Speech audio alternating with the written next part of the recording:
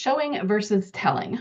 During the last workshop I held, I got so many questions about how to actually do this, what it actually looks like when you're writing your narrative. Most people think that showing versus telling is just a better way to write a description, and that's true, but it's so much deeper than that. Today we're going to talk about what it is, why it's important, and how to do it. Stay tuned.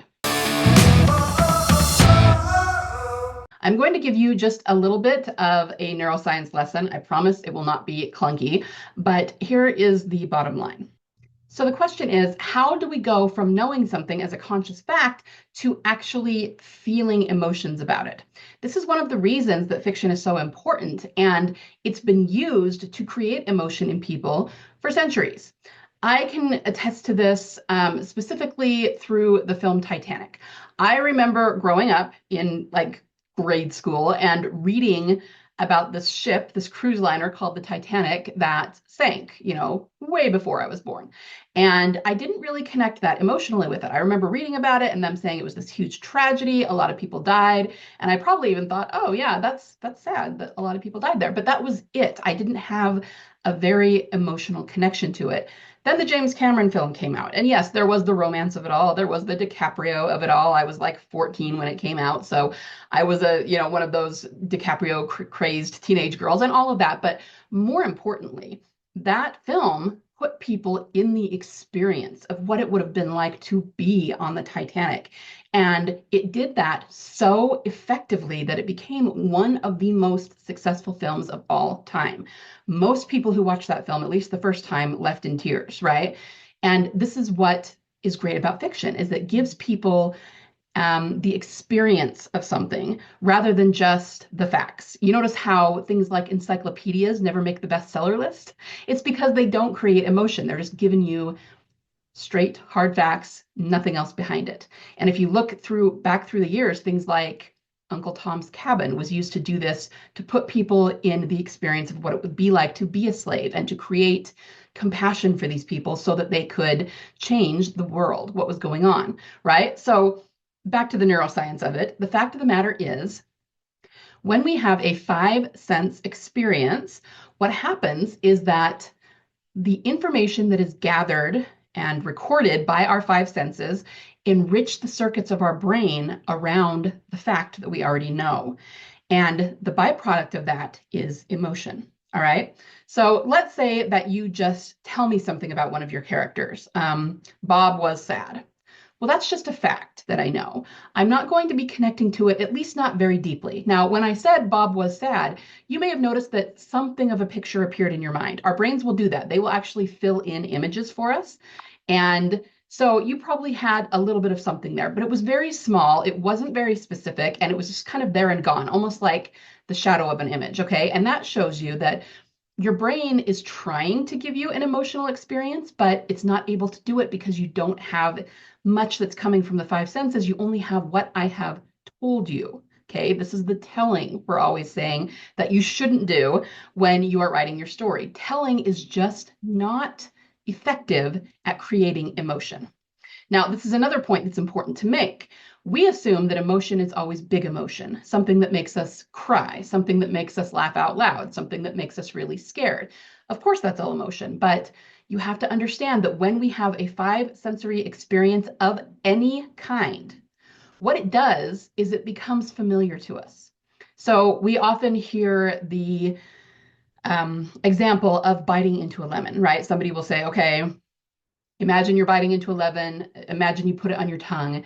Imagine that tartness, that sourness. Imagine how it sort of makes your tongue curl, and pretty soon everyone's salivating, right? And that's because we've all bitten into a lemon before. We all know what that is. We know what a lemon tastes like.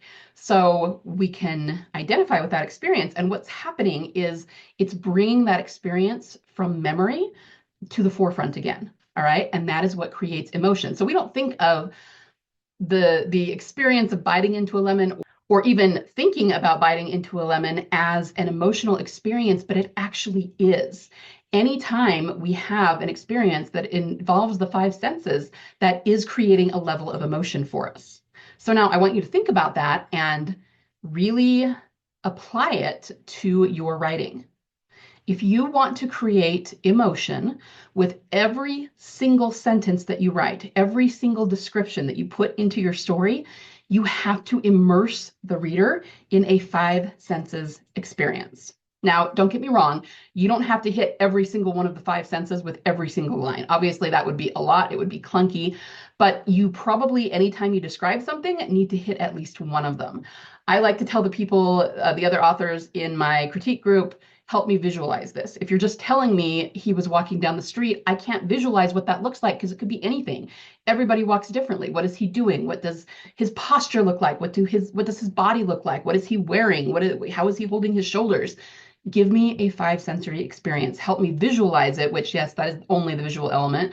But when I say visualize, I really mean all of the five senses, right? Help me experience this, right? And that is really how we are going to show rather than tell. Showing isn't just about the visual, it's about the five sensory experience. Okay, so let's use an example with this.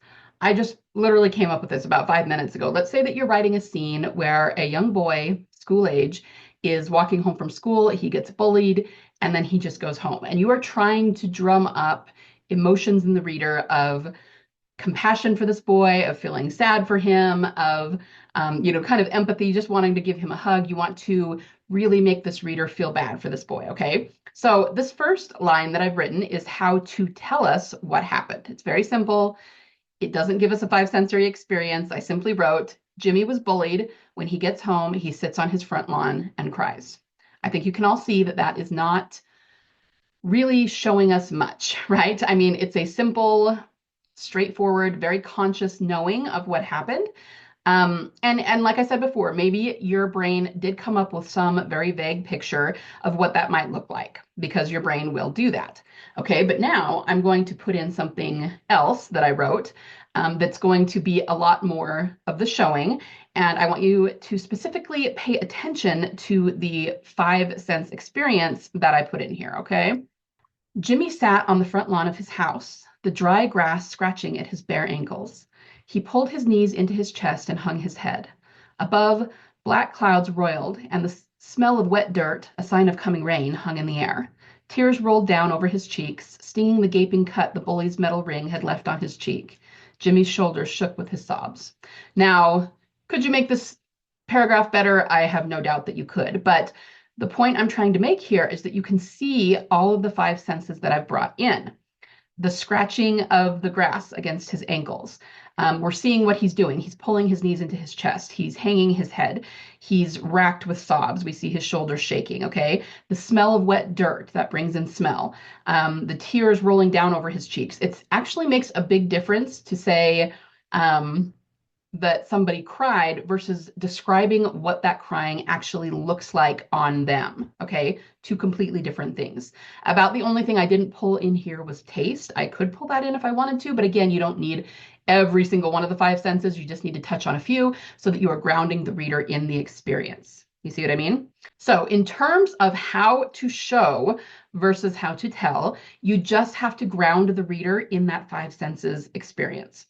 Again, you don't have to use all of the five senses every single time, but when you are writing a description, you need to stop and ask yourself, how can I show this? How can I show what it looks like? What will help the reader visualize it or experience it using one of the other five senses? If you do this every single time, you will never have a problem with telling versus showing, and you will never have boring writing, okay? That's what's most important. So that is how you show versus tell. That is why you should show versus tell. Remember, readers only read fiction in order to feel big emotions in a safe space. So every single thing you write, every line, every sentence, every scene, every bit of dialogue should evoke emotion. And that sounds like a really tall order because you're probably thinking of every single line I write has to make the reader cry or react in a big way. And that's not the case.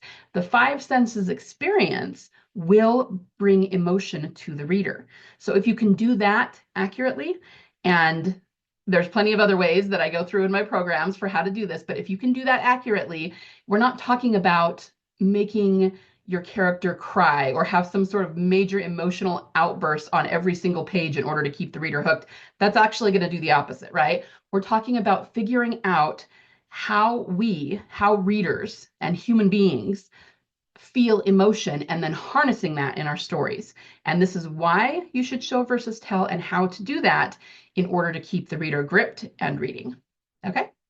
If you haven't yet, make sure and click the link down in the show notes to get my free mini course, 10 universal plot points for writing great fiction.